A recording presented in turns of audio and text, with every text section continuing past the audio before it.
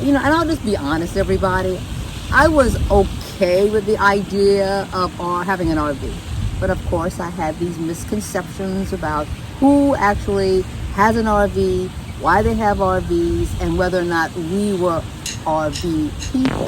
Hey there, I'm Monica, I'm Paul, and we are the the Urban RVers. RVers. Monica, why do we call ourselves the Urban RVers? And by the way, this is our first RV video. This Yes, is the first edition of the right. Urban RVers. As we say in the entertainment world, episode 1. Season, Season 1, episode 1. yes, and we'll just have one long season. Could go for 80 or 90 years. Well, yeah. But anyway, why are we the Urban RVers? We're the Urban RVers because simply we like RVing, but we also like the city. We like urban areas.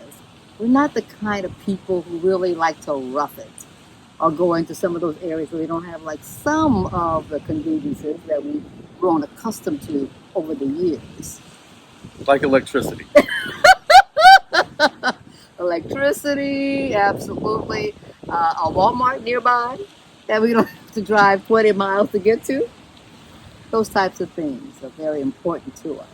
And an example, we're in Houston, Texas, which is a big city, but they all don't have to be big cities. But this is nice. We're at a resort, and sometimes these RV resorts aren't very resorty, but this is really an actual resort, Eastlake RV Resort in Houston.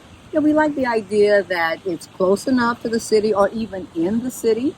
And if we need something, we have just a quick run to get it. And we like to go to different things. We like restaurants. We just got back from a Houston Astros game. So we like those types of things as well. We do. And yeah, baseball games. The cities don't all have to be gigantic. One of our favorite places is outside of Natchitoches, Louisiana, which is a small town, a university town. But last time we were there, we visited a museum there, a Louisiana College Sports Hall of Fame museum. So Absolutely. just, those are the type of venues we look for. Right. And we do like state parks. We do like state parks. We do like just a nice feel where the people are friendly. We have nice environments and backgrounds. Right now we have this, I guess we call this like a lake or something, or Man-made. man-made lake. No swimming in the lake. Yes. I think there may be some fish, but I haven't seen anyone fishing. Yeah, I see a bird over there. Usually we see ducks, but we didn't see ducks this time around. But we like it. So, and I'll just be honest, everybody. I was okay with the idea of having an RV. But of course, I had these misconceptions about who actually has an RV, why they have RVs, and whether or not we were RV people. And we are RV people. Apparently, and we've been RV people for about 3 years, thereabouts. And then I guess two reasons we got the RV. One, we live in the New Orleans area. We have to do a lot of hurricane evacuations, and this was actually a lifesaver after one of the hurricanes. And then the other thing was COVID had just started when we were in our decision process, so that hurried it along. Right. And again, we've been married for a long time now. 30 plus years? 30 plus. 30 plus years. And what we're learning too is that I know I had to kind of slow the pace down. I like to go where I'm going, get there, do what I need to do, and get on back. And the whole idea of having an RV is you get to slow it down a little bit, and you don't have to try to do it all in one drive, which is very unusual for me. Yes. And if obviously you're watching this, if you hear some wind in the background, it's a hot, windy day. We're in the middle of a heat wave here in the South, really, South Central U.S. Heat. Excessive heat, as they call it. Right. And so you may hear some wind in the background. I think in future episodes, we're going to address how we travel as urban RVers. We have a Class C RV, but we do not have a tow vehicle. We do not have a toad, as it's said in RV parlance.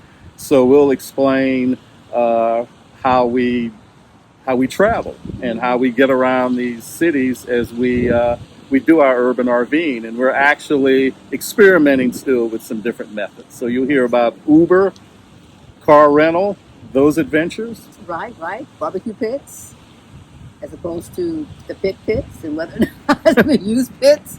And we really wanted to do this show to give you an idea of what it's like for us. You know, we're not just newbies, but we're learning as we go along. We want to share what we're learning. We want you to have a little behind the scenes, you know, take back the curtain as to what we're experiencing. And I've learned a lot, I would say, Paul, when it comes to this life and lifestyle. You're the one who researches.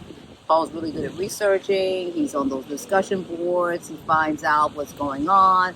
He troubleshoots a lot of things. And at this point, we have to do an episode on me driving. Yes. And if you're wondering, we are not full-timers. No. Monica has a full-time job. She's an adjunct professor at a university. I have a full-time job, but I work remotely, so it gives me a little more freedom. But most of our RVing is on weekends and holidays. Right. Or there's a situation where, part of speaking of teaching at the university, we went virtual and remote after the shutdown with COVID. And I did lots and lots of classes from inside the RV. We just did what we needed to do, and they gave us the flexibility and the options. I didn't realize how much of a lifesaver it would be. And people do a lot of RVing for a whole lot of different reasons. So we want to let you know about our term, Urban RVers, what we like about it, what we're learning about it. We've made lots of mistakes along the way, and we just hope that you come along on the journey with us. As the wind tries to blow our tripod down. Welcome to life as an Urban RVer. So stay with us, folks. Hopefully we'll have a whole lot of fun.